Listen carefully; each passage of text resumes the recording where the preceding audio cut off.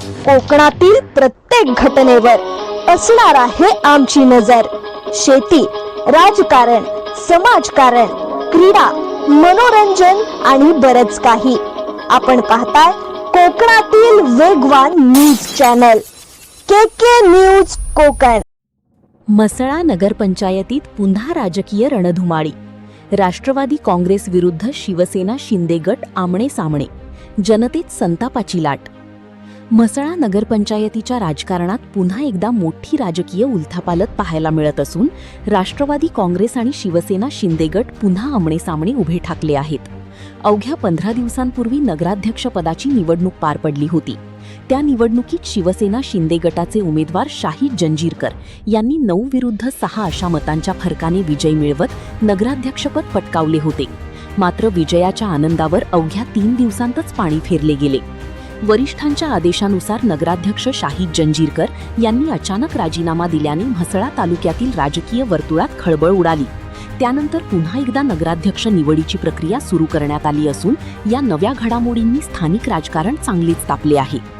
सूत्रांकडून मिळालेल्या माहितीनुसार राष्ट्रवादी काँग्रेसकडून दिलेले राजकीय आश्वासन पाळले गेले नसल्याची नाराजी शिवसेना शिंदे गटात निर्माण झाली। त्यामुळे शिंदे गटाचे शहर प्रमुख सोफियान हळदे यांनी राष्ट्रवादी काँग्रेसचे नगराध्यक्षपदाचे उमेदवार सुनील शेडगे यांच्या विरोधात आपले नामांकन दाखल करत पुन्हा एकदा राजकीय सामना रंगवला आहे। या सर्व राजकीय खेळामध्ये नगरपंचायत सदस्यांसह ग्रामपंचायत सदस्यांचे मात्र मोठे हाल होत असल्याची चर्चा आहे। नागरिकांमध्येही तीव्र संताप व्यक्त होत असून चौकाचौकात राजकीय नेत्यांवर टीका केली जात आहे। जशी नगरपंचायतीत 6.25 वर्षांचे 4 नगराध्यक्ष बनवली जातात तशीच मतदारसंघातही 6.25 वर्षांचे 4 आमदार करावेत, म्हणजे सर्व पक्ष खुश राहतील, अशा उपरोधिक प्रतिक्रिया नागरिकांकडून दिल्या जात आहेत।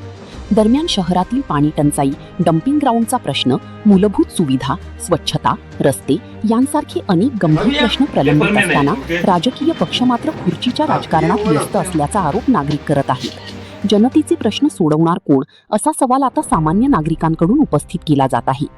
सध्या म्हसळा नगरपंचायतीत सुरू असलेल्या या राजकीय घडामोडींमुळे पुढील नगराध्यक्ष कोण होणार याकडे संपूर्ण तालुक्याचे लक्ष लागले आहे। येणाऱ्या निवडणुकांमध्ये कोणत्याही एका पक्षाला स्पष्ट बहुमत देणार नाही, अशी ही चर्चा जनतेमध्ये रंगू लागली आहे। आता पाहावे लागेल की या राजकीय डावपेचांमध्ये शेवटी नगराध्यक्षपदाची माळ कोणाच्या गळ्यात पडते। केकी न्यूजसाठी प्रतिनिधी नईम दळवी।